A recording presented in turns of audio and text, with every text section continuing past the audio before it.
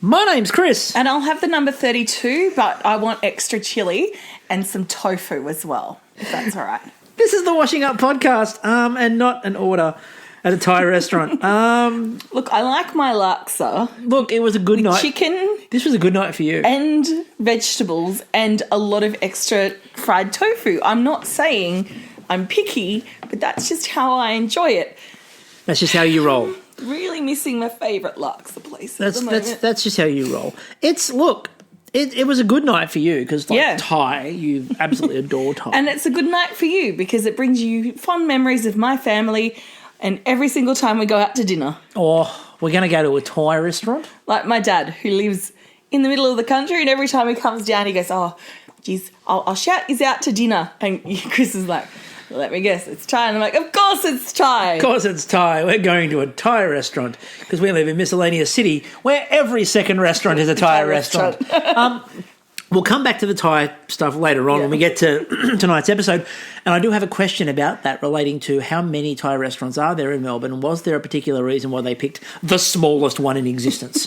We'll come to that. Let's go to last night, shall we? Because last night was actually, overall, a good episode of television.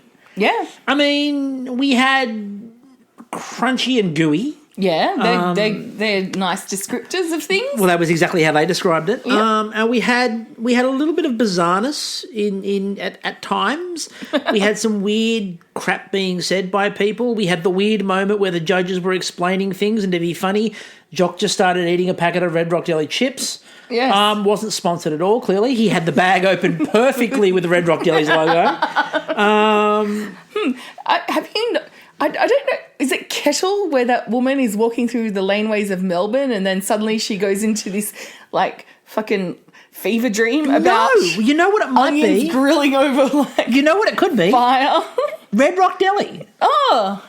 Zany. It's Zany. almost like the Red Rock Deli ad played the second they got to an ad break. I mean, look, it was the Red Rock Deli ad followed by 4 ads for The Secrets She Keeps. I'm surprised no one's grilling onions like that over a hibachi. It's amazing, isn't it? Surely. Why didn't they do a challenge where you have to recreate Red Rock Deli chips over a hibachi? But I also get confused because they want to infuse the oil, so the oil goes over the onion and into the fire. Why is there no oil fire? I guess it's because it's a fever dream and it's all magic. What we don't know is that Red Rock Deli chips are forged in oil fires. Right? Very little known fact about them. They just have a dormant volcano. They're manufactured in New Zealand in one of the dormant volcanoes. Pour more oil. And how they get the different flavours is they've got several volcanoes. And there's one helicopter with a big vat and it just sort of flies over and goes, which one's this? This one's chili oil. Pour. No, I've seen the movie. They're large eagles. Oh, the eagles swoop ridden down. by hobbits. And they swoop down and deposit the oil into the right volcano, at which point... They won't take them to work, but they'll give them a lift home. At which point, though, there's a large metal grill that is dropped in place over the top of the volcano for the Red Rock Deli chips to be swayed. It's an amazing process, and one which I highly recommend if you ever get to spot it in nature. It's one of nature's truly wonderful events. Anyway... You know, everyone's seen those dolphins playing in the glowing algae. But have you ever seen Red Rock Deli chips being made? Fuck bioluminescence. Exactly, infusing your oil. Anyway, they're not sponsoring us, so fuck off. So we got this interesting challenge of 75 minutes and you had to cook something with that crunch. Now, a few people took this different ways. I myself would have popped out like some... Snap, Crackle and Pop. Well, they've done that. Remember they did that? Remember the Nigella challenge? Oh, that's right. They did Snap, Crackle, Pop. So that's they did not crunch. Is it? Oh, you want Cocoa Pops because it's just like crunch. a chocolate milkshake. Only crunchy. There you go. You missed that. Or, again, look, Hayden missed a trick. Apparently he's going around making the great chocolate bars of the world now. Surely he could have made a crunchy. He could have made a crunchy. He made a violet crumble. He could have completed the set. Hayden. Or a crunch. Yeah. Oh, I do love a crunch. A crunch is better than a crunchy. I'll put it out there. I know they're different types of bars, but if you are comparing the two of them, crunch superior to crunchy. Yeah, because it's nice and thin. You got the little rice, like popped. What's it called? Air popped corn. Yes. Corn. Rice. Rice. Yes. Bubbled rice. Yes. Oh God, this whole rice bubbles. You mean? Did you know on Saturday I saw like 1, 2, 3, 4, 5, 6 people other than you and amazing. actually had to like maintain conversations. Luckily, one of them was my nephew, who basically told me to fuck off while he was watching. No, he just said go away, but you know it rhymed with fuck off from in 2-year-old language. He was happy watching Batman Lego. So my question to you then, I can't brain. My question to you then, Yes. while you're talking about the idea, the crunch and the superiority of a crunch, birdie beetles are technically A crunch. a mini crunch. What's better, a birdie beetle or a crunch? Oh, birdie beetles because they're rarer. I'm going to take a crunch. I'm going to be controversial. Oh, okay. I'm going to be controversial. And I think crunches are now more rare in the wild than birdie beetles. Because everyone complained that birdie beetles were so rare. So we at they're least get not them at that the rare shows anymore. now. We get them in show bags. Yeah, and which because you can now order and online. because there were none of the shows held, you can go online and order bags of birdie beetles. Yeah, so or just therefore, crap. they're so much easier in the wild now to land. Like, why order a curated loot box of crap? You can get a show bag full of crap. Yeah, you could get that Harry Potter bag, which was full of crap. Anyway, Plasticky waste. so we got into the challenge last night and we heard some weird things. That said, my favourite show bag was the Shira show bag. I'm not surprised. Really good. I'm not surprised. Yep, sorry, back at the ranch. So we heard Yes. some weird things. Mm-hmm. It's dehydrated malt vinegar. But not as we know it. Not as we know That it. sounds delicious. Just give it a drink, that poor malt vinegar. Has that ever been said? I don't believe so. Like, it sounds dehydrated. Like, what is it? It's powdered Coca-Cola. Oh, that sounds lovely. Little space astronauts probably. I was about to say we're here. We're into MREs now. Was the challenge to make MREs? Because Well, I guess, you know, how else would you make a salt and Crunchy. vinegar chip? so I do want to go through the drinking game quickly, and the reason I want to go through the drinking game is we hit a few things pretty quickly. Yeah. First of all, we did hit the Vespa. Contestant used the garden. We didn't. Poe in peril. Last night, she much. wasn't really in peril. Pasta, we did. More than one person. Just putting that out there. Contestants say they are out of their comfort zone. No. Not really. Ice cream, yes. Reynolds managed to make an ice cream in a crunch challenge. Well done, Reynolds, on doing that. It's highly impressive. Melissa takes a kitchen walk with either Jock or Andy. Now I put She that one. did. I put that one on the card because they haven't done that. They send Jock and Andy around to bloke it up, and Melissa's left to her own devices. Last night we had Andy and Melissa and Melissa. Andy walking around together. That was nice. It was nice to see. Yeah, they took a turn. So Turn around the benches. contestants wear matching outfits. Very Regency. Last night wasn't quite the matching outfit phase. That's coming. Andy really went Beau Brummel and everyone. I would suggest if you're looking for matching outfits, tomorrow's challenge is probably more likely to see matching His outfits. Hessians could have done with a better shine, though. Just saying. And pressure cookers was the other thing on the game card. Austenite is pissing herself laughing listening to this. I know. So, what would you have done? Would you have just gone and got Cocoa Pops? No, I probably, I would have gone and got, and no, chocolate crackle. Oh no, that's a crackle, not a crunch. Call it a chocolate crunchel and add honeycomb to it. Because we had Voila.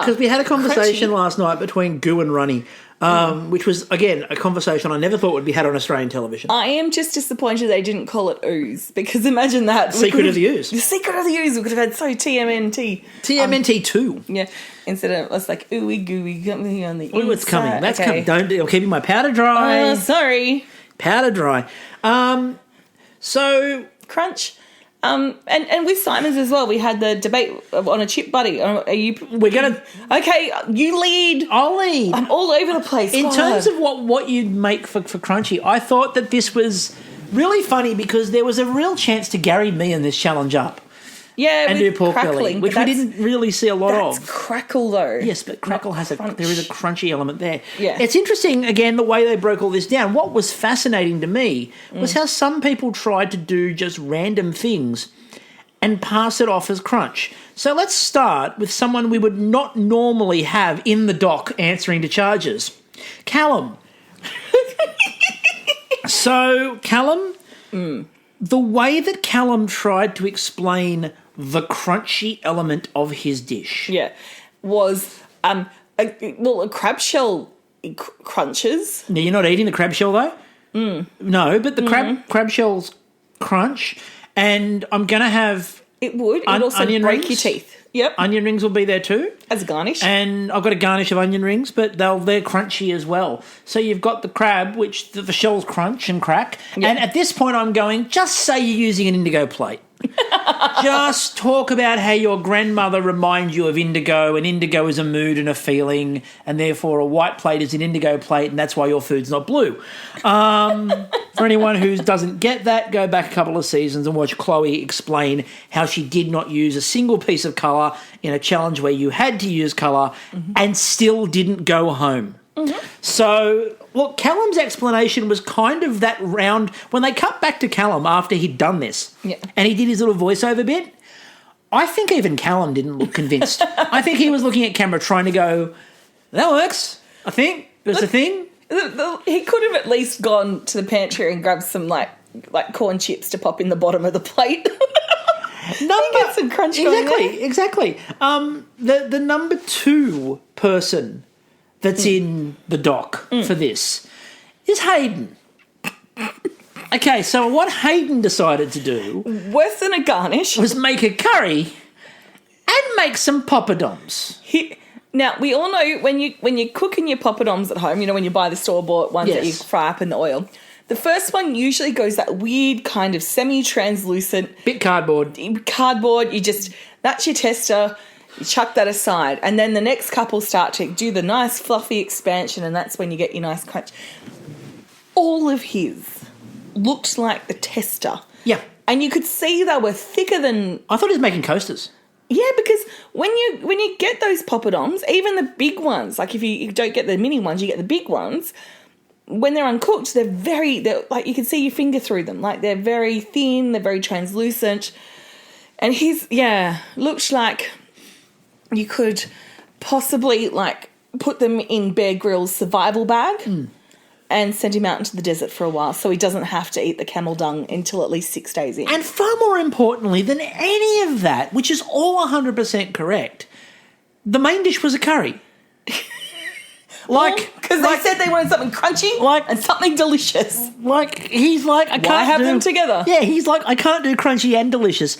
So what I found really funny about this is we talk about this idea of people sometimes can play it a bit safe and do the same sort of things over and over again. One, he made a violet crumble the other week. Yep. So he honeycomb. It's clear. And other people went honeycomb and did that. And it worked really well. So he could have gone honeycomb. But also Hayden, right? So you're thinking Hayden and you're thinking the sort of things that Hayden cooks. What did Chris make last night? Do you remember what Chris made? Fish. Fish and chips. What did Crunch beer battered fish, which when you bite into it does what? Crunches. What would you expect Hayden to fucking well make? Maybe some fish and chips. Beer battered fish. What about a battered salad? There's so many battered options you could do. And Jock's there. So, you've got a Scott in the kitchen. The Stonner could have happened. He could have made his own Mars bar. You're right. Right. He could have. He really could have. Oh my God, a deep fried curly whirly. Hayden could have continued his plan of making the Cadbury classics and then send, or the Cadbury / Nestle classics, and send them around the world battered. He could have battered a curly whirly. Oh, a chomp? A chop. Oh my God. Chomp. Crunch. Double chomp. crunch. Yes. Double crunch. Oh my God. He could have battered a crunch. He could have battered Bertie Beetles. And we could have had a serving platter of battered Bertie Beetles. No, he would save them on a platter. He'd put them in a little plastic bag with $2. And batter the bag. Yes. A battered bag for battered Bertie Beetles. Yes. What was Hayden thinking? Going with a curry and poppadoms that didn't crunch so much as fold and keep the goods inside them safe. They were popper tacos. Pacos. He's created a whole new genre. They don't crunch. No, they're soft pacos. Now, why not have both? Let's talk about one now that we gave a lot of credit to, but I give him a lot of credit, but I also do have to ask a question of his dish. Yep. Simon. Okay, there's 2 questions to be asked of Simon's dish. one question to be asked of Simon's dish, and Simon made, and he called it a chip butty. Well, and obviously it was tasty as fuck. Now, first of all, obviously the flavour was amazing, and the chips he made looked really good. Mm-hmm. He didn't make that bread. No, that was out of the pantry. Right, so basically he made some chips and sat them on some bread. He essentially... He Red Rock delied it. He did. Because he used a hibachi. There was a hibachi around the kitchen. He smoked some butter. Yeah. I think he made his own butter. He might have whipped that shit up. I don't think he made... Look, if he made the bread, correct us, please. But I don't think he made the bread. So basically he made some butter and he made some chips. He could not make bread in that time. No, and you he couldn't used have. like a sourdough. There is no way. You couldn't have. But the bread was also a large part of the element here. Yep. So maybe a question mark. But again, we'll give him the benefit of the doubt. But the bigger question, and this was a big debate all over Twitter. A chip butty. Now, I've heard both things called chip butties. Yep. But in my opinion... Hot chips. A chip butty is hot chips. It's not crisps. No. Right. So that's a chip sandwich. That's a chip sandwich. There is a difference. There is a different label. There is a chip sandwich if you put chips on bread. It is a chip butty if you put hot chips on bread. That's how I've always treated it. Oh, I so want a chip butty now, just with tomato sauce. And it's got to be soft roll. Soft bread. Soft bread or soft roll. Yeah, because otherwise you're just getting... like stodgy. It's just going to be a mushy, carby mess sauce, really. Exactly. Yeah. But and then let a us know. chip sandwich is when you're young and you're like, I have these chicken chips, or I have these barbecue. Usually it's chicken chips. Barbecue chips, or salt and vinegar was a popular one with my friend. Yep. On nice white fresh bread. My father's a bandit for a chicken chip sandwich. Oh, I know what to get him for Father's Day. There you go, done, sorted. But I thought it was really interesting though that they put him straight up to the gantry on that. And I'm like, I get it, but there were a couple of other dishes there that I'm like, you didn't put them straight up to the gantry, but I mean they were always going to be they were always going to be safe. But there were a few people where I was looking at it going, and there wasn't a comment on it. No, Hayden. I guess he actually did something to the bread. One slice it to toast it. And Hayden just poured some chips on a plate. Now, we do have to talk about the most excited person in the Masterchef kitchen, as she has been for the whole series so far, Sarah Tiong, who Punch is in the air. Unbelievably good at, everything pretty much. Now, why I wanted to bring up Sarah Tiong is we had a bit of a situation develop last night in the Masterchef kitchen that I thought was quite disgusting. What? I'm referring, of course... to Andy.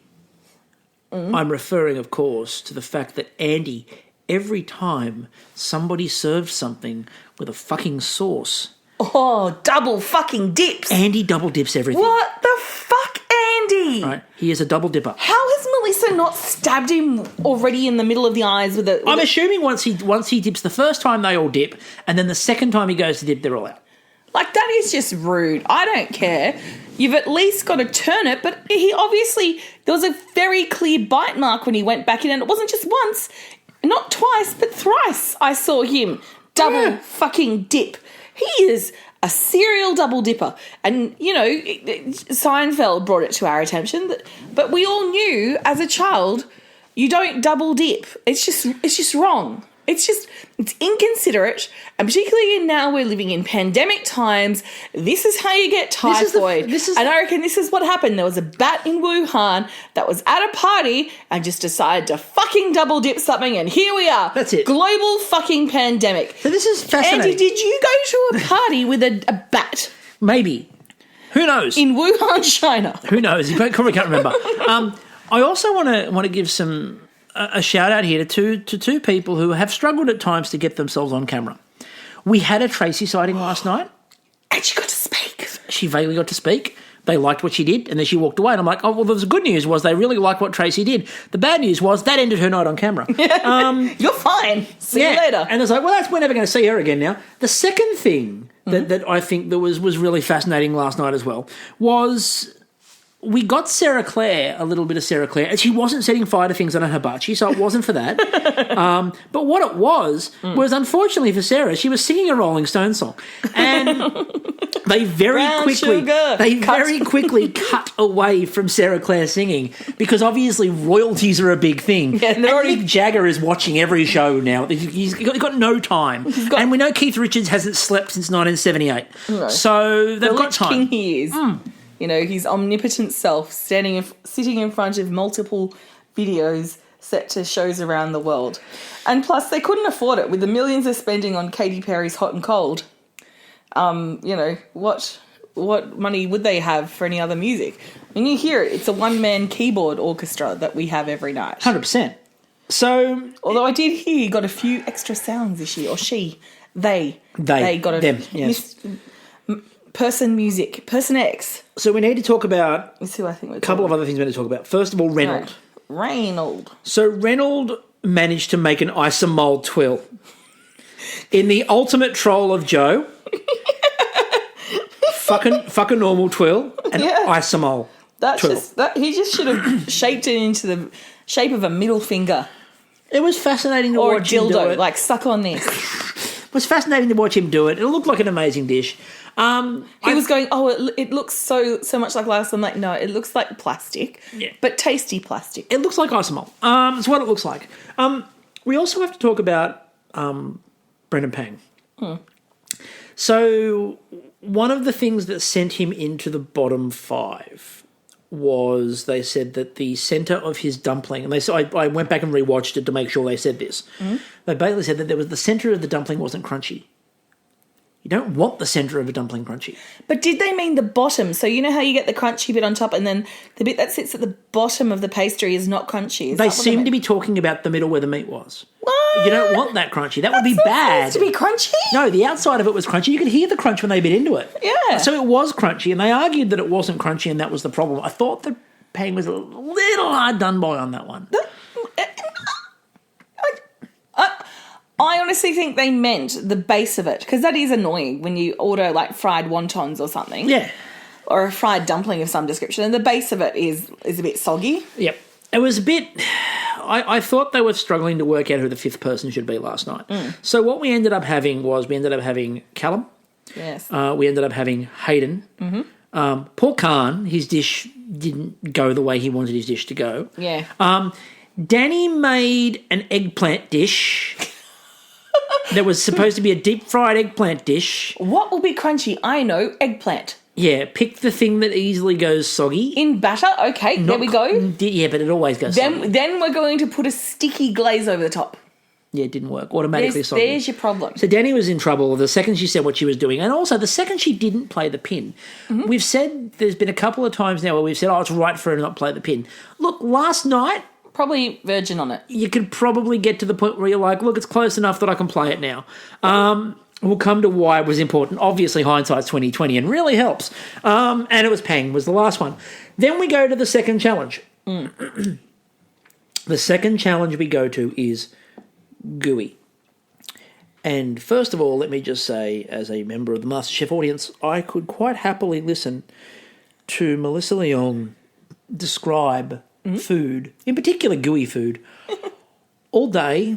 I could listen to her describe everything all day, to be fair. Every dish she describes. She needs a 0055 number like the Corey hotline. There is a way with words that Melissa Leong has that is just outstanding. Here's some words that rhyme with gooey. Now, ooey, Louie, booey. Now, what this gave me, of course... Well, tooey, well, Simon said. So... What this gives me, of course, you're just deliberately delaying me because you know where I'm going. Zooey? It's time. It's like when you go to the zoo, but it's not quite a zoo. Or when you're watching Zooey Deschanel. Oh, yes. So, it was the gooey challenge, which instantly prompted me. Ooey gooey, rich and chewy inside, golden flaky, tender cakey outside, wrap the inside in the outside is a good darn tootin' doing the big fig Newton. Here's the tricky part. Like, Mother Simpson should have been called in. Like, it's one of my favourite random bits of The Simpsons, Mother Simpson singing the Fig Newton jingle to Homer Simpson. And again, the second she said gooey, all I could hear was Mother Simpson singing that jingle. And it came out 4 or 5 times, much to Kristie's chagrin. Whereas I went to the one like a gruesome rhyme we sang as kids. Was it ooey gooey custard green maggot pie, 4 dogs gizzards and 1 cat's eye, 4 blood sandwiches coated on thick, all washed down with a cup of cold sick. Majority of those are gooey. Cup of cold sick, that's gooey, not pleasant. I think we'll have a conversation in a minute about Gooey? that, if that gooey, because we're going to get into the word gooey shortly when we get to the judging. So in the gooey challenge, it was really interesting to see what they were going to... Depends on the viscosity of the vomit. Like, is it a post-drinking vomit where there's lots of, like, thin liquid? I mean, let's start with the positives. Or is it more that you've eaten, like, a lot of stodgy food, so it's going to be a little bit more chunky? So let's start with the positives. Yeah. Mr. Pang. Oh, my God. The stretch, the goo, the just... So it was a Korean chicken inside a dumpling with cheese and it was deliciousness. Delicious is what it was. Like... I would have that dish 11 out of 10 times. Would eat. It's like a pizza pocket, but Would eat. better. Would eat. Elevated. Look, Hayden then got everyone drinking by making a pasta. And notice how I said a pasta, because it was one. One raviolo. Look, I'm not going to lie. I had a little bit of trouble with the fact that he made one. In all of that time, he made one. And I'm like, you probably should at least make enough for one for each judge. Like, if Danny had only made one of the son-in-law eggs... She possibly would have got away with it. Yeah. Because she could have put all her effort... He literally put all his effort into one piece of pasta. Yeah, and I know it was like... And it was good. Don't get me wrong. It was good. It looked great. It looked like he'd done a good job of it. But it was also only one piece of pasta. Yeah. Like, so, Is that good enough? Like, if Brandon had only served up one of his, would the judges have gone, well, that's a bit stingy? Not bringing her up in this episode consistently like we have in previous episodes, but if Laura served up one piece of pasta, you better believe I'd be on that train, right? Rather than a plate. So that was a bit of a look, but look, it looked tasty and that was fine. Khanh had us worried. Yes. I'm like, I love a cake. Oh, no. Is this too simple? Is it just going to be hard in the middle? I mean, and Khanh was talking said. about the fact that he, I'm not really sure, gooey. I mean, I've got to, I hardly know about gooey things, and that was hard to not laugh at. But is that stuff gooey or sticky? Like, it's yes. Sticky goo. Sticky goo. Yeah. Anyway, we're talking about the lava, of course, in the chocolate. Yeah. And when That he cut shit that could lava get everywhere. when he cut that lava open, like it gushed out. It flowed freely in a very sort of creamy way, settling. You could really get your tongue in there. After bursting out, it just settled. What a chocolate! What a chocolate that he did.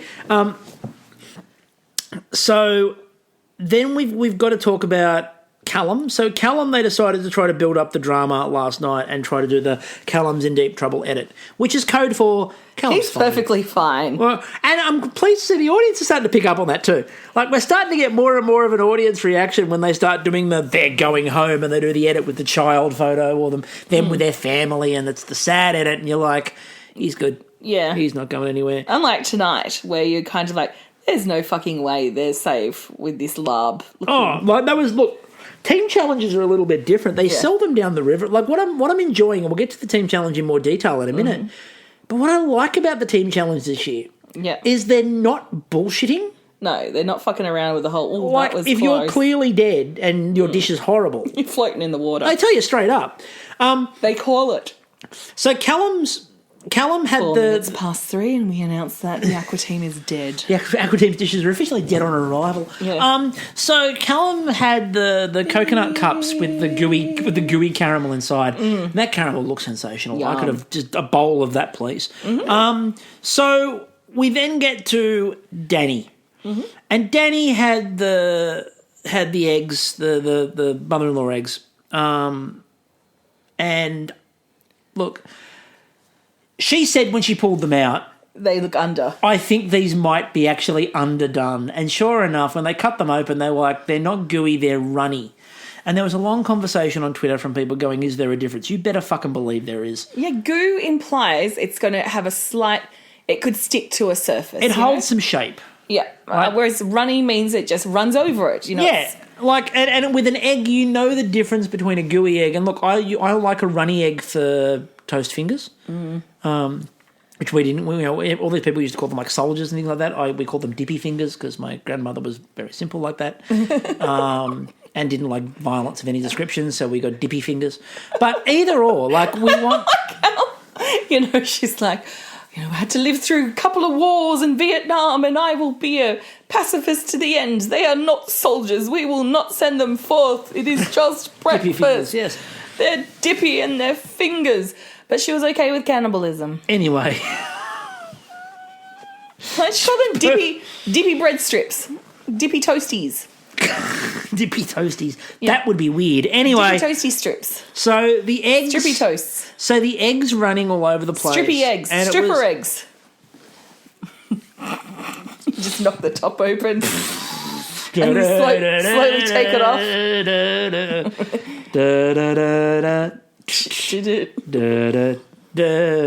Anyway, the eggs, like, they were clearly under. They were running, like completely running, and they weren't holding any form of shape. They weren't gooey. They were under. They were so running that one of them turned around to the other one and said, "Hey, Sanka, you're dead, man." And random Cool Runnings joke for all of you out there. Yeah. I know you've been listening in for the Cool Runnings jokes, and we get a lot of Cool Runnings requests. So we're pleased to be able to meet your Cool Runnings needs. Look, poor Danny. I tweeted about halfway through the episode, this is feeling a lot like Loki 2.0.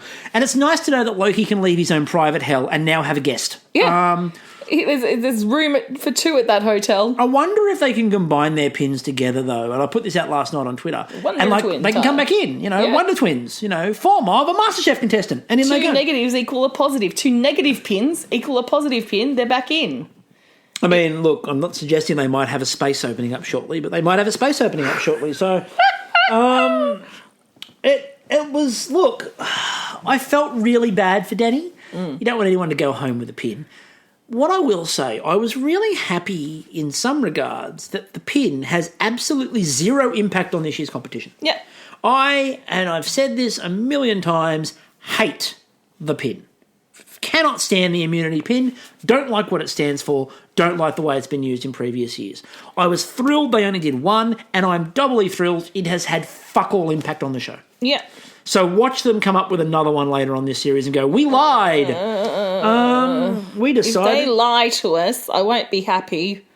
I need... you're building up the trust. You can't... We're in the circle of trust now, the egg of trust, the runny egg of trust. And I just... in these COVID times, we're all a little fragile. And quite frankly, that's enough to tip me over. I mean, there's thousands of people dying. We're living... away from our family and friends, but I feel that if they lie to us about the immunity pin, that's going to be too much. Anyway, so tonight we went to a Thai restaurant. Oh, isn't that nice? Now, can I just point out, and Adam Lior mentioned this, and we mentioned this on Twitter, and then Adam Lior later on mentioned it. Isn't it fascinating that they managed to find the least punerific Thai restaurant? There are so many. Like, again, could they not find a Titanic to commandeer? My favourite, Tyrannosaurus. Yeah, Tyrannosaurus Rex is our favourite. Yep. I love that place. That's in Riverwood. Riverwood, Miscellaneous City. There's Tyrific in Newtown. There's lots of Tyrifics. There's a Titanic. There's many. Oh, there's every second one's a Titanic. There's a Tie Me Up. There's a Tie It, You'll Like It. I love a good Thai restaurant pun, or a bad Thai restaurant pun for that matter. And I was really disappointed that of all of the Thai restaurants they could find, they managed to find the only Thai restaurant that's not really a great pun. No, just Thai Ute. And far more important... But big with, the country visitors. Because they're like, can take my cattle dog in there. It's a ute. But far more important... Put a mattress down. I'm ready for the B&S ball. Forget even the puns. Going to get laid. Forget even the puns, which were a problem, obviously. Bigger problem was, look, if you're not going to judge it off the quality of the pun, at the very least, judge it off the size of the kitchen. Because you know how many contestants you are taking into that kitchen. Why the fuck did you pick a restaurant with a kitchen so small you had to put a tarpaulin up out the back and put barbecues out the back, and they had to cook in an alleyway. Yeah, but Thai restaurants usually only have a couple of, chefs in there doing their thing. Are you telling me they could not find a large Thai restaurant in Melbourne? Yeah, because I will put money on the fact that they could. Well, maybe they didn't look nice in the interior. Maybe, it's like Budget location. cuts. It's like location with Phil and Kirsty. We all know you either have to choose be hard on your location or go further out to get more space, more bang for your buck, as they say. So maybe they chose ambience. Now, so they were thinking of the people eating. They're like, fuck the cooks. Now, there was a bit of an interesting conversation going on Twitter as well. Austin and I brought this up about Thai restaurants in Melbourne versus Thai restaurants in Sydney. Yeah. And most of the people that I seem to see on Twitter seem to say similar things, which is that Sydney is so much better at Thai food. Oh, yeah. I personally haven't eaten Thai in Melbourne. So I've had Thai in Melbourne. It was okay. Yeah. Sydney, though, has so many. I was fucking spoilt for choice. Yep. I lived in Ultimo, and that's right near Newtown. So the first Thai I went to was Banks Thai on Enmore Road. I remember that. It was fancy. We got to sit up in the fancy room because it was my friend's birthday, and they had the cushions, and I thought it was very, very special. I was like, Reese, I'm like, oh, what's this? Oh, Pad See You. Pad See You. Oh, it's nice. Yeah, but it was nice, unique. It was different. It was like, when you see those cartoons where they try something for the first time, like Homer having like a ribwich. Yes. That was Thai food for me because the love affair with that did not go away. Like it's just grown exponentially. Oh no, it hasn't gone away. The only thing I am disappointed about are those stuffed chicken wings. And everyone's like, oh, you can get stuffed chicken wings everywhere. Not like you could get in Leichhardt. There was this place in Norton Street, Leichhardt, that is now a convenience store that made these stuffed chicken wings that were fucking phenomenal. And do you think I can find them again? No. Just no.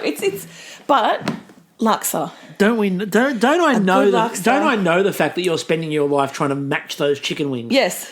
Wow, everywhere we go. It's like my white whale. It is your white whale. I am Moby Dick. Is that who it is? Yes. Or is Moby Dick the whale? Moby Dick's the whale. Oh, okay. Captain Ahab is the... I am Captain Ahab. And the stuffed chicken wings are your white whale. Yeah, they're my big dick. My big white dick. My big white dick. Anyway. Seen a few of those this past week. Not! Oh my God, I meant on the show. I was trying to segue back. We talked about the 3 white penises. Yeah, anyway. Moving on. Go. I would not take that badly anyway, so moving on. Yeah. So they were cooking Thai food and it must have smelt fucking amazing. Yeah, so it was interesting to see, like, they broke the teams up, and the breakup of the teams was fascinating. I thought it was funny when they asked him, "Are you ready?" Simon was far more intense with his yes than normal, and he's normally intense, but the eyes were just about out of their sockets, and it was yes. And I was like, you could almost see like Melissa lean back for a minute and go, It was very Iron Chef moment. Like there was this very intense, like, oh, I'm ready to fight. But Simon gave being a really called weird... up, Iron Chef Thai, and Simon steps forward. It's very incongruous, but we'll just roll with it. He gave a really weird interview then when they were talking about team captains. And he said, Tess is the team captain. And so Tess is the team captain. You can't get anything past Tessa. Which made it sound like he was planning to put one over on whoever the captain was. And it paused and gone, oh shit, I can't do it to Tessa. I'm cooking a green curry. It actually produces like a basil. Just like, I don't know, a pot of pea and ham soup. like it's green curry. Num num. See, it's green. What was he planning to consistency. What was he planning to get up to on whoever the captain was? And what made Tessa so good at catching him? Does he have a Marauder's map? Is that what he's just on his own little Hogwarts adventure? Doing his own thing. So we had Tessa as captain on one side and we had Khan as captain on the other. Which, again, we like both these captains. They're two good captains. And more importantly, they had the conversation. One of you's going to have to sit out. Sarah Clare goes, I loved Sarah Clare going, I like eating it. I've never made it. I volunteer as tribute. And then, like you're out and you could just see her almost running to the front going, oh, thank God. Yeah. I don't have to do that. No, fuck that for a joke. Not that stupid.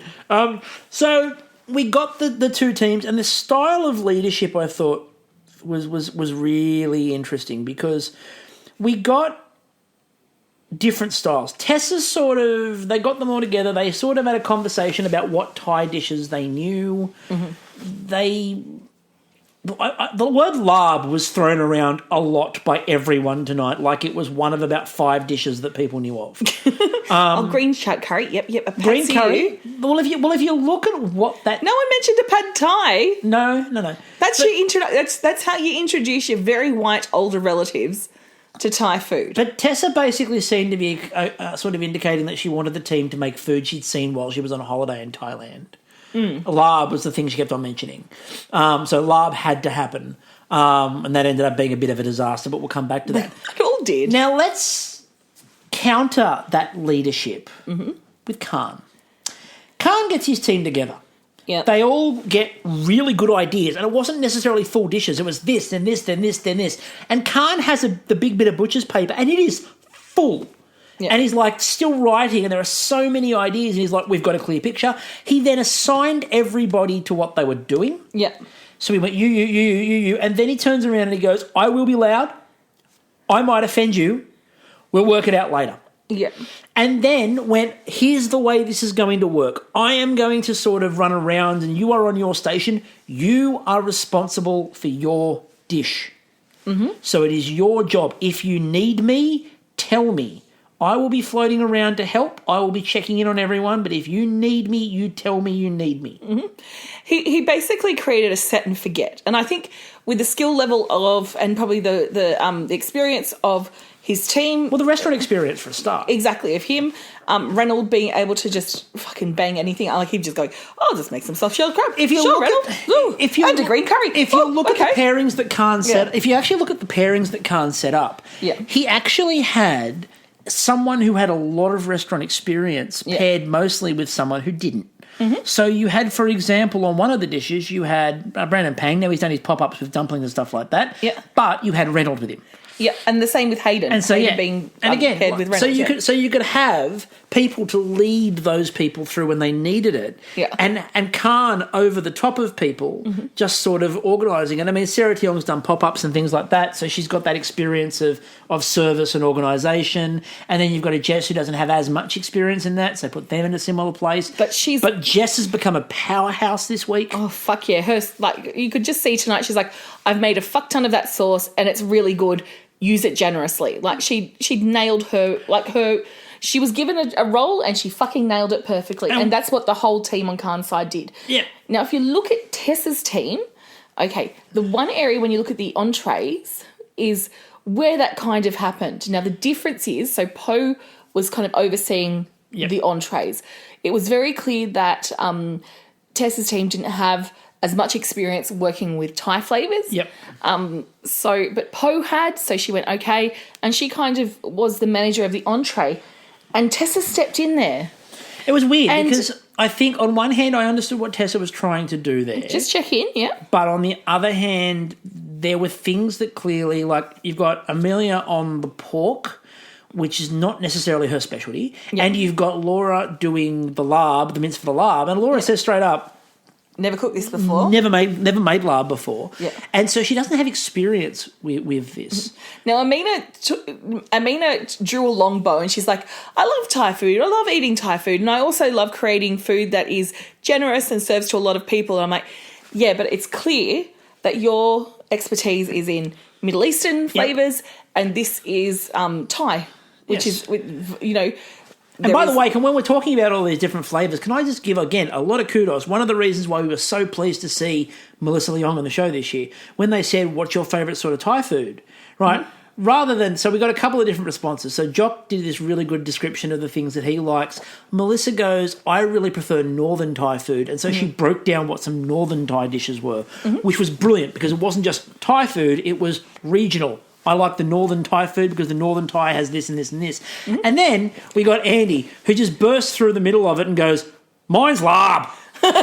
Larb. 3 different approaches to that. Yeah. But that's about that description and knowledge of food. Yeah. So Reese, I think, coined it perfectly, is Australia has embraced more food cultures over, and I'm talking about white Australia. Yes. We've had waves of migration, starting with white people. Oh no, that was an invasion. Hold on. That was an invasion. Anyway. And so different phases have come along, and I think we've come a long way in 30 years, and we still need to keep refining it so we get more of an idea. What was my point? Tessa put her energy in Reese the wrong... is gone. Yeah. The Kath and Kim. Oh, I like a bit of Patsy You. More like a bit of Patsy You. Oh, yes. But he played it up because he did it deliberately, and then he's like, it's nice. It's very nice. I still want that Laura and Reese wine show where they talk about the wine like this. Oh, I think it'd be fantastic. And you know who should attend it for the audience? Yeah. All the Karens in the background tonight. There's so many Karens. So many Karens, so many Karen haircuts. A few Karens with coloured hair. Oh, it was so nice. It's amazing. I reckon that because I saw this particular shot, and I think it was over the back of Andy's shoulder, and one of the Karens looked over and was going, "Oh, that looks nice." I love it when they do that. I absolutely love it when you see that. But what we got was then so we've got people obviously on Tessa's team. Mm-hmm. Poe was the only one who was really ultra familiar with the flavours and the style of dish. Laura was really out of her comfort zone. Had never made that before, and it's one of those things where it's one of the benefits that I think we get with these sorts of team challenges in MasterChef is they do invite people to sort of step outside of things that they know. And I mean, one of the things I like about MasterChef is it celebrates when people have a go at that. Yeah. And I thought there were a couple of people who asked some questions that were really, like I said, Tessa at one point with Poe with the entree, where Poe and Tessa, even though she had a bit of an idea about Thai food, had no idea what the hell Poe had made. Yeah. And so she asked her all the questions. She goes, does it have a sauce? How do I eat it? What do I do? And I thought that was really good. She didn't just assume. No. She went, what do I do with it? How do I eat it? What do I need to put with it? And I liked the fact she asked the questions of Poe, putting the control back into Poe's hands to go, right, you know this dish, you tell me what to do with it. Exactly.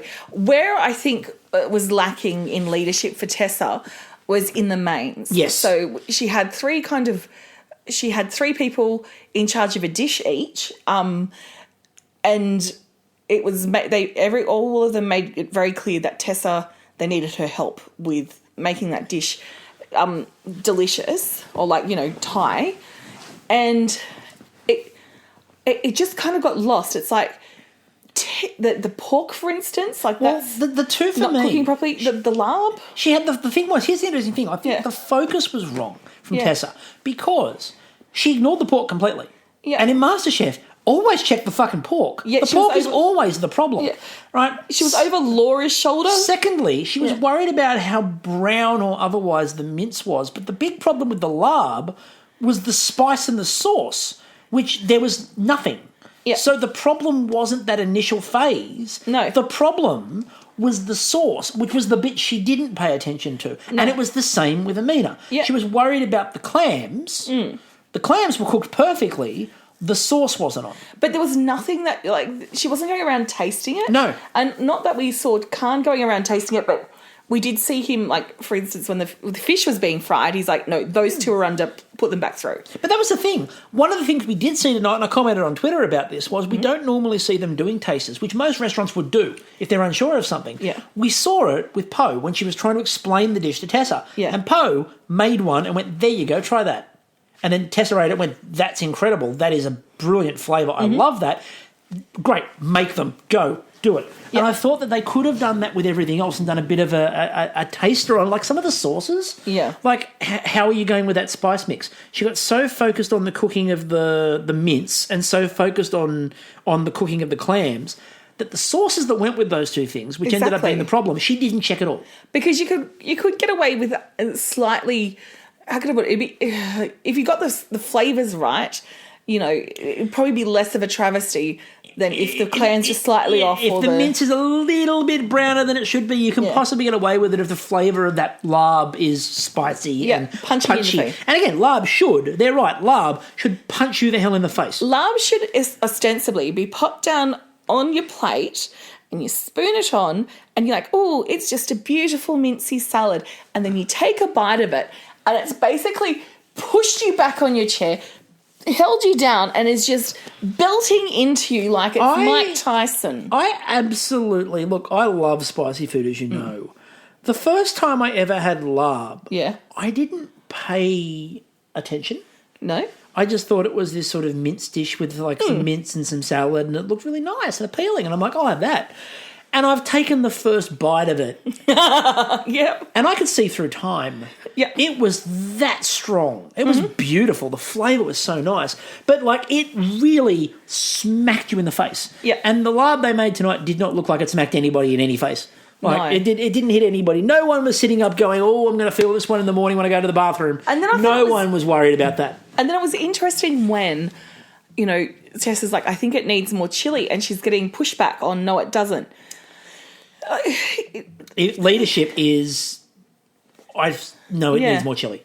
Definitely needs more chili. And when they were cutting the chilies, nobody in that kitchen was cutting chilies. There was no gloves on. And Sarah Tiong paid the price for that. Oh, First of all, You're not going to be able to masturbate for weeks. First of all, Like how? poor Sarah burns her eyes. And then secondly, because she's so disillusioned, she calls Mel mum. Yeah. Which was fantastic in its own right. In my hardcore WoW days, or was it WoW? No, Star Wars The Old Republic, right, with my kick-ass PvP team. And I decided I really want jalapeno poppers, but you couldn't buy them back then. Costco did not exist. So I'm like, I'll fucking make them myself. Oh, God. So I went and got jalapenos. And it was back in the day before Australia had really made it clear that you don't grow jalapenos if you want them to be mild and tasty hot chilies. So I got these jalapenos, I spooned them all out, and I was making them, and about halfway through, I had this like immense burning in my fingers. And I'm like, I need to get these in because in about an hour's time, we've got like, the group is meeting up, we're going to like go kick ass. And I showed up for my team, right? My fingers are in pain, my face is on fire, and I'm still there, like DPSing like I'm a fucking psycho bitch. But all the while having to mute myself on the mic because I was just moaning in pain. And then about a week later, after like it had all died down, I noticed after I played, I was still getting burns on my fingers because of the keyboard and the mouse. So I had to go and clean that, yeah. Can I also at this point in time, we need to call out one of my favourite moments of the night, which was Khanh standing opposite Laura in the kitchen. And Khanh looks and goes, oh, you're chopping up coriander, are you? And she's like, yeah. And he goes, oh, coriander is one of my favourite herbs. It gets a really bad rap. And Laura's like, yeah, I like coriander. And Khan's like, I can't believe you're putting it in that dish. And you just saw Laura pause for a minute, and then she looked at him and she's like, don't you do that to me. And he just burst into hysterics. And then the other herb-related issue of the evening that I spotted, and I don't know how many people spotted this. It was the dull They had pineapple a moment. Massive bunch of like all these different types of herbs on the counter. They're cutting these fresh herbs. And in the background of shot, all you could see was an open plastic container of Coles herbs. And I'm like, I mean, I know you need to get sponsorship in there, but... It was like, okay, New Zealand Bake Off were obviously sponsored by Dole. That's great. Everyone needs a sponsor. But it got so bad because they were obviously wanting to use fresh pineapple, not the Dole tinned pineapple, that the pineapple had its own little label on it to tell you it was a Dole pineapple. And then after the pineapple was being chopped up, wasn't there just a random tin of Dole something? There was a packet of Dole chunks. That's it. Next to Like, it. they'd clearly diced the pineapple up, but there was a tin of Dole chunks because advertising was a thing. Can I just point out, no great leader has ever used the word gorge quite like Khanh. Yes. That dish looks gorge. Imagine him, right? Running for Australian Prime Minister. Make Australia gorge again. He I could just be sparkling. I'm sure he called Andy's sweetie at one point. I legitimately think he did. It was sweetie or honey. It was one of those. And I'm like, that's just hilarious. Just need that in our life. We do. Why don't my cats call us gorge? We've got 3 cats around us at the moment, just all sleeping, you fucking lazy pricks. So Got one tucked up under a blanket, for fuck's sake. Come on. So let's get into the entrees. So the entrees, you had, first of all, you had the bitter gourd salad, and you had the glutinous rice balls. Yeah. Po's balls. Po's balls, and were they going to be salty? They really liked Po's balls. And Po was proud of her balls. And they actually liked the bitter gourd salad too. They liked both of those. So the Aqua team got off to a really good start. Unfortunately, it was then gazumped by the ridiculously large serving of crab. So at this point was when the soft-shelled crab showed up. Yeah. And it was a soft-shelled crab serving that was about the size of 3 mains. Oh, I haven't... And Melissa Leong's like, is this the main? Yeah. They made a mistake here because they did that with the kingfish beetle leaves. And so the kingfish beetle leaves, they were great. They loved them. They thought it was fresh. They thought the flavour was nice. They thought the beetle leaf wasn't overpowering. But it was all about that fucking crab, which was huge. It was so generous. And even when like Reynolds was checking the produce, I'm like, that's a main size. Like usually soft-shelled crabs are like when you get them in an entree, a bit tiny, like a bit smaller than that. These are good crabs. And we went from there. I like Reynolds with crabs and Po with balls. So we went from there and and then we got... what happened tonight? Oh, well, Po served us her balls and Reynolds gave us crabs. What a night. What a night. What an adventurous night we've had. Suburbia has not been the same again. Oh, my God, we haven't made any Burbs references. There's been a reason Tom for Hanks. that. Oh. Because Andy made so many references to the word Burbs that the word has now lost all meaning. Like I was like Andy every 2.5 seconds. What about the Burbs, huh? What about the Burbs? And he made it sound like it was such a slumming it afternoon. Like he's so fancy now. He has to, look at me. I live in a trendy, wendy, inner city hippie vibe. I'm not in the Burbs. I'm not in these Burbs with the common people. Oh, look at this. I bet you there's a hairdresser where you are only paying $60 for a haircut. Look at that. A train line. What do you mean? I could get mine done for $25. No, got to pay $250. That's a train line. A train line? People can come and go on the train. Oh, geez. Don't want that at Bondi. Anyway. What do you call that? Shopping mall. What do you call that? Transport. So we had... Okay, what is this charcoal chicken? At this point we had... Tracy's only contribution to the evening popped up because when they were talking about dishes they might want to make tonight, someone said, what about we do an eggplant green curry? At which point Tracy leant over, put 3 fingers in the air and very, very loudly shouted, 3! Maybe this is why they have to not show too much of Tracy, because she just speaks in one word outbursts. Yells. Yell and point. 3! And so they made a 3 eggplant green curry, which they absolutely loved. They thought it was just sensational. The flavour was really nice. Then you had the whole fried bream. Now, we have to mention, because we didn't get to talk about it, Simon. On the kingfish? Apparently filleted a fucking fish. That was pretty fucking phenomenal. No, but then Chris did the bulk of the other fish. Yeah. But before that, with Simon's, he filleted a fish. He did. And we didn't see it. There was no evidence. There was no proof. I wonder if Chris did filleted himself. But Chris filleted all of those bream, which was a mammoth Prepared task. them, floured them, got them ready to batter. Like, that's some skill but right that there. as well as what happens when Khanh says to you, that's your job, go do it. Mm-hmm. And he said, I turned around and Chris has done it. Yep. Chris did not have to worry about any of the sauces. Nope. Because there were people dedicated to the sauces, and perhaps that's where the other team had a bit of a letdown, because it had 4 people on entree. Yep. And only 3 people on mains. Where people were allocated was a bit of an issue there. Now, what I also wanted to point out was, let's talk about, there's a dish we're not talking about yet. We need to get there, because as was told by the one and only Miss Sarah Tiong, that's a sexy dish. Oh, yeah. I'm referring, of course, to the spatchcock chicken. Oh, I thought that Sarah needed a moment. Like, she's like, that's a sexy dish.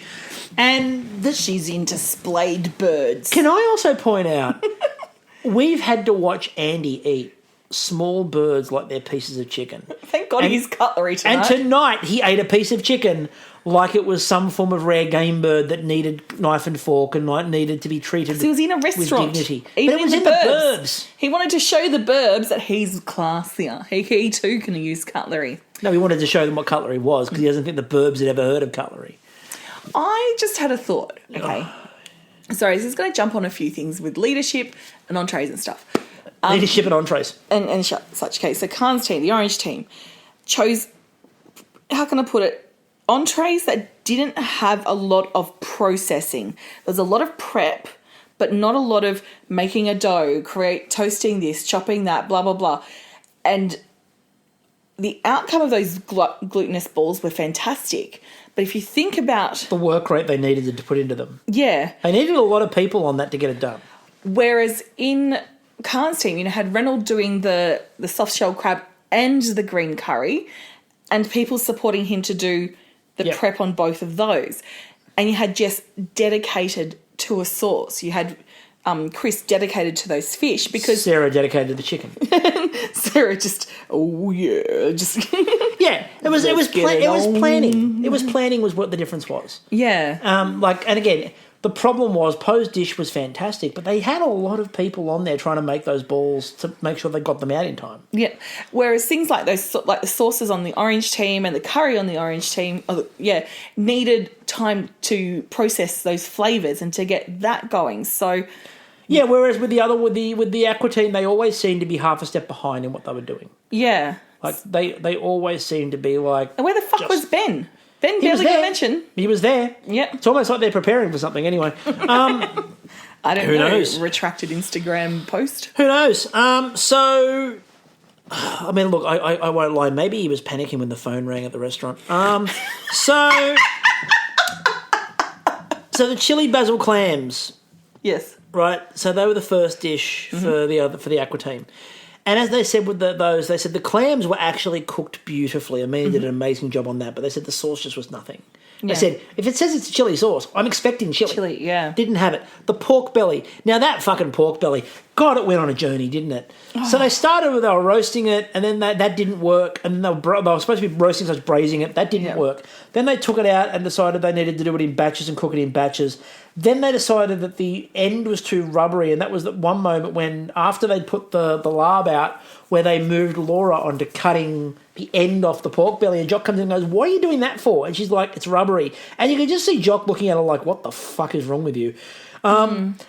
And at that point, the pork was pretty much fucked anyway. And then they tried to rescue it, and it was never going to get rescued. Then they covered it in the glaze, which was probably the best bit of it. Stop, it's already dead. The glaze was probably the best bit of it. But the problem was, by that point, it was rubber. And you saw it. Melissa went to cut into it, and the knife was bouncing. And Jock just goes, that was the one they had problems with. And Melissa's like, I'm very picky about pork. Trampoline. And there was no way. And I tweeted out at the start, when they put the 3 dishes down, because at one point Tessa tried to sell it to everyone in the voiceover as maybe not a traditional larb, but maybe an Australian take on a larb. And we're like, oh, Tessa. And then she did a voiceover where she said, no, I think we're okay. I think we've done enough to be okay and we're going to be safe. And I'm like... Even the most optimistic person's looking at you and going, no. But my tweet was that the pork belly and the clams might be okay. But there is no chance that larb's good. With so many people talking about larb tonight. Turns out none of them were good. No. There was no love for the larb. Oh, that larb it looked horrible. Like, it didn't look good. It didn't look appetising. It looked like it had zero kick to it. It looked just sad. And the judges were really clear about it, and they were just like, look, we know who wins this. Yeah, let's go. And I like the fact that they didn't fuck around. Bonus points for Melissa Leong for answering the phone. I think she's got a promising career if this MasterChef thing doesn't take off, working in a restaurant. So... It was, look... Receptionist Melissa. Receptionist Melissa. Look, I thought that overall, it was a much better couple of episodes. Mm-hmm. I think the benefit of tonight was that it was short. And also that it forced people into a situation where they had to either have the skills and the knowledge or they didn't. You know, as we saw with Laura... who, there's a big movement against Laura making pasta again, and tonight we saw her not on in the kitchen. Yeah, and look, I don't like it when there were people like taking great delight in the fact that she didn't do well at that and that challenge because they're like, oh, she clearly can't cook anything other than. Well, not really. Have a look at Amina. People are cooking outside of their comfort zone all the time. Like, exactly. Most of the people on the Aqua team were cooking way outside of what they've cooked normally. Mm-hmm. So it's one of the things that happens in MasterChef whenever they do a set cuisine. It happens. Imagine if this was a pizza restaurant or an Italian restaurant. Or we've gone to the Burbs, here's an Italian restaurant. Yeah, exactly. So I think it's one of those things where it just depends on what the cuisine is. And it's one of those lottery things that we see all the time. Mm-hmm. People can go home because they pick a certain type of cuisine and they go, I've never made that in my life. Yeah. Like, that's something that happens in MasterChef from time to time. And, like, when the cuisine favours somebody or the cuisine is something that people are more familiar with, you can't really get either upset with them that it favours them because they didn't pick the challenge, and you also can't get upset with other people and make fun of other people going, they didn't know what the fuck they were doing, because possibly they've never worked in a Thai restaurant and never had to cook things. Now, I want to know what other Burb kind of cooking experience we're going to get this week. We see, like, this suburban home with the fanciest restaurant in it. Okay, so that's an anomaly. I would like to see a takeaway shop. I would love a takeaway. I'd love to see a spin on a battered salve or like potato scallops, or as some people call them, potato cakes. They're potato scallops. Which, depending on what area you're in. No, they're fucking scallops. I don't care. Fight me. Chico rolls. Fight me. Chico rolls. The potato cake people they're militant, but it's a scallop and fight me. Yeah, just some takeaway, some seafood salad. Oh, just seafood sticks. Seafood sticks, I crab claws. hate seafood sticks. You will not get me anywhere near a seafood stick. I hate them. Yeah. But, I won't. Okay, note to self, never get Chris the seafood stick. Yeah, no, it'll end badly. It'll end very badly. I'll get you a disco stick instead. I'm much more of a fan of a disco stick. So, no, I'm not going to use a segue. I'm going to finish off. Speaking of sticks to ride on. Speaking of disco sticks. No. Go and check Khan's Instagram out. He might have some pictures of his disco stick. He's got a book coming out. He certainly does. He's got the shirts, and by the way, if you didn't see it, the You Are Love shirts that he wears on the show, I think they've finished the first run. Like that night, I think they sold almost all of the first run. Yep. So they're reordering. So that's something really good. But he's got a book. A Gay Guy's Guide to Life, Love and Food. Oh. And the cover shot of him is fantastic. It's about as spectacular as you would expect Khan to be. Yeah. So keep your eyes out. Keep your eyes when open. You open it, just glitter bursts out. I'm assuming so too. Look, I think that the last two nights have been a lot better. I think this week we've actually seen improvement. I think the show's gone back a little bit to where it was. Mm-hmm. Hope this continues. We'll see what happens with that. But yep. I'm interested to see what this random house is which offers their own private dining experience. And I'd like to know what the zoning laws are around it, because I'm far more interested in the zoning laws. And, are they now able to, eat at serve home during quarantine? Can they eat at home? If they own the restaurant and the restaurant's in their kitchen, can they eat at home? Or do they have to disband it? Do they have to take it away into the lounge room? Can they apply for JobKeeper? None of these questions and more will be answered tomorrow night on MasterChef. Yep. So that's all we've got time for tonight. Thank you very much again for listening. Until next time, I'm still Chris. And I'm still Kristie. We'll catch you all later. Oh, you gorge.